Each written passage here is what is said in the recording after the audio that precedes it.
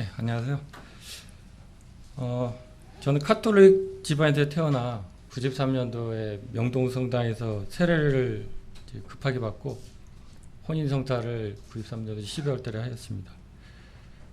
결혼 후에 서울 서기동 성당 또 부천 원미구 성당에서 미사도 참석했고 성당 다닐 때 이제 30대 모임 양호회 활동도 하였습니다. 그러고 나서 진호가 초등학교 들어갈 무렵 2001년도 서울 목동으로 이사해서 목동 성당에서 또 주일날 미사를 드리고 예배에 참석을 했습니다. 근데 이제 부모님도 안 계시고 저희하고 이제 가족들만 미사를 참여를 했는데 미사 참여 시마다 느꼈던 것은 신부님의 인문학적인 설교라고 그럴까요? 훈시 또 매번 미사 내용이 그렇잖아요. 동일한 내용이 이제 반복되는 영색채봉원, 신부 강론 등의 의미도 찾지 못하고 저하고 자매가 가봤자 뭐 별로라는 식으로 그런 생각을 이제 갖고 있다가 냉담을 계속 반복했어요. 그래서 한 4, 5년 지나서부터는 아예 성당을 찾지를 않았습니다. 믿음 생활을 하지 않았죠. 성당을 다시 가볼까 아내와 많이 의논도 하고 고민도 해보았지만 가봐야 똑같이 반복되는 미사행위에 미련도 두지 않았고 그랬습니다. 저는 두 아들을 두었는데 누구나 그렇듯이 아들 둘 다 청소년기에 고민 갈등으로 인해 많은 방황을 하게 되었습니다. 큰아들도 그렇고 특히 둘째 아들의 방황으로 저희 부부 모두 힘들게 지내고 있었습니다. 정신적으로 매우 힘들게 지냈으며 2019년도가 아마 견디기 힘든 절정기에 이르렀던 것 같습니다. 그러던 중 둘째 아들이 인터넷에서 사후세계, 구원, 예수님, 목사님의 설교 등등 유튜브에서 막 검색어를 알아보고 저희 아내는 또 아들이 이단에 빠지는 것이 굉장히 걱정되고 두려웠겠죠. 그래서 같이 동영상도 보고 자매 지인을 통해 이제 알아보기도 하고 이제 그렇게 했습니다. 그래서 2019년 여름서부터 가을까지 저희 가족은 그동안 잊고 지냈던 하나님을 다시 찾게 된 거죠. 유튜브 통해서. 아들은 또 기도원에 들어가서 기도하고 싶다고 해서 좌충우돌하고 지냈는데 그러던 중 유튜브에 어느 목사님의 설교에 이끌려 아내와 둘째 아이가 집중해서 듣고 저도 같이 들어보고 지인을 통해 알아보는 등 매우 바쁘게 지냈습니다. 미국 소재 성경 침례교회 담임 목사였으며 킹 제임스 성경으로 예배를 본다고 해요. 그래서 저도 그러고 이제 제 자매하고 둘째 아이 셋이서 자주 미국에 계신 목사님의 설교를 들었습니다. 그때 제게 떠오르는 한 사람이 있었는데 2017년도에 같이 근무하던 직원이 저희 부하 직원이 예수님을 믿고 하나님의 자녀로 살라고 복음을 전하면서 기독교 이면서 속죄자를 한 권 저한테 주었어요. 제가 이제 근무하는 그 사무실에서. 근데 저는 이제 책을 꽂아두고 제 지점장실을 꽂아 한 번도 책을 읽지 않았어요.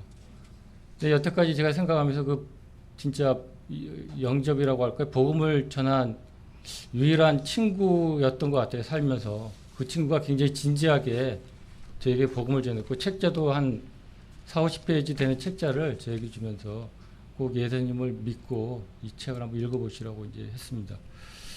그래서 그 친구가 생각이 나서 그 2년 전 복음을 전한 직원에게 전화를 했죠. 킹제임스 성경은 아느냐?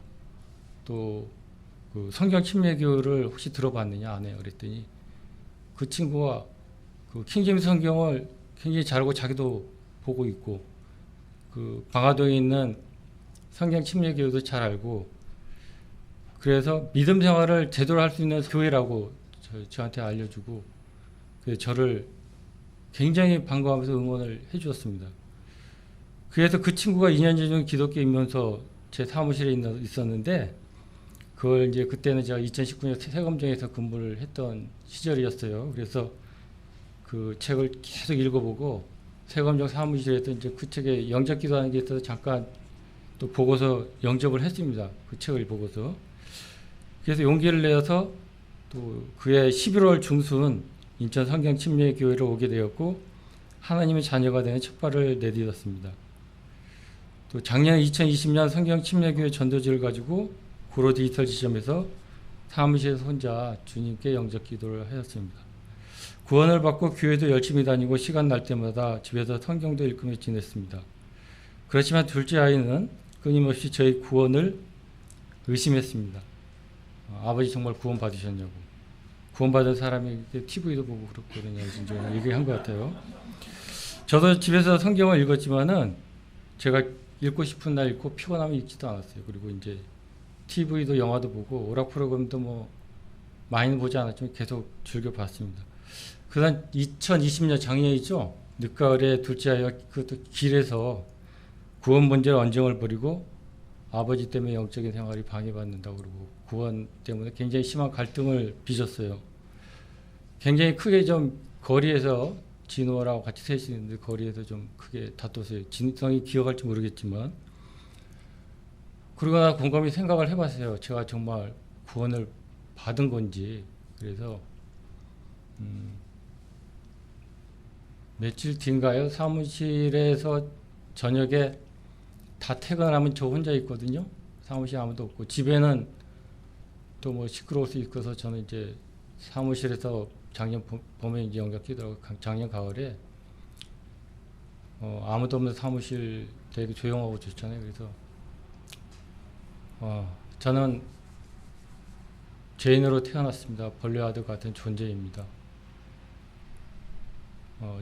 제만의 죄인을 위해서 2000년 전에 예수님께서 육신으로 나타나셔서 십자가에 못 박혀 죽으시고 피 흘림으로써 저희 죄를 용서하신 것을 알았습니다. 저는 주님을 제 구주로 믿고 제 안에 들어오셔서 제 혼을 구원해 주십시오 라고 사무실에서 영접 기도를 다시 세 번째 하였습니다. 제가 몇 월 며칠인지 기억은 나지 않는데 첫 번째는 세검정, 두 번째는 작년 봄에 가을에 또 세 번째 그 주님께 제가 죄인이라는 사실과 저를 위해서 십자가에 피 흘려 들어가신 예수 그리스도님이 저를 구속해 주셨다. 저는 구주로 믿고 제 안에 들어오셔서 저희 혼을 구원해 주셨습니다. 혼자서 그렇게 영접 기도를 하니까 되게 기분도 좋고 더 이상 진성이하고 구원 문제를 실강이 하고 싶지도 않고 그랬습니다. 그런저런 이제 생각을 많이 하다가 갑자기 이제 2010년도 두란노 아버지 학교를 다녔던 것이 떠올랐어요. 영접 기도를 하고 세 번째 아버지의 영향력, 아버지의 남성, 아버지의 사명, 아버지 영성, 아버지와 가정 등 5주간에 걸쳐서 제가 2010년도에 이수를 하였습니다. 화곡역 근처에 있는 그 화성교회에서 제가 받았습니다. 아버지가 제 역할을 잘하고 중심이 바로 서야 가족들이 건강하고 사랑스러운 성가정이 될 수 있다는 아버지의 참된 가르침에 대한 교육이었고 주로 토론식으로 많이 했습니다. 5주간. 저는 11년 전 화곡동 소재 교회에서 받았던 아버지 학교 책자를 집에서 다시 찾아서 꺼내서 그거를 다시 쭉 읽어봤어요. 처음부터 끝까지 읽었고 다시 읽고 저 첫 페이지에 아버지들이여 순결하십시오. 여호수아가 백성에게 말하기를 너희는 스스로를 성결케 하라. 내 이름은 주께서 너희 가운데 이적들을 행하시리라 하더라. 여호수아 3장 5절 말씀이시고 보라 내가 너희를 내보내는 것이 마치 양을 이리들 가운데로 내보낸 것 같도다. 그러므로 너희는 뱀처럼 지혜롭고 비둘기처럼 순수하라. 마태복음 10장 16절. 그 아버지 학교 그 처음에 나온 구절이었는데요. 저는 이 하나님의 말씀을 여러 번 읽고 묵상을 하였습니다. 그 구로디지털 지점에서 작년 가을에 영접 기도를 세 번째 하고 아버지 학교 그 책자를 여러 번 읽고 저는 다시 마음가짐을 가졌습니다. 집에 오면 기도하고 식사 마치고 휴식을 취한 다음에 바로 신약 성경부터 펼쳤습니다. 아무리 피곤해도 취침 전에 매일같이 성경을 조금이라도 읽고 자고 차에서 이동하는 시간에는 성경 공부를 청취하는 등 영적으로 성장하는데 더 이상 게으름을 피우지 않았습니다.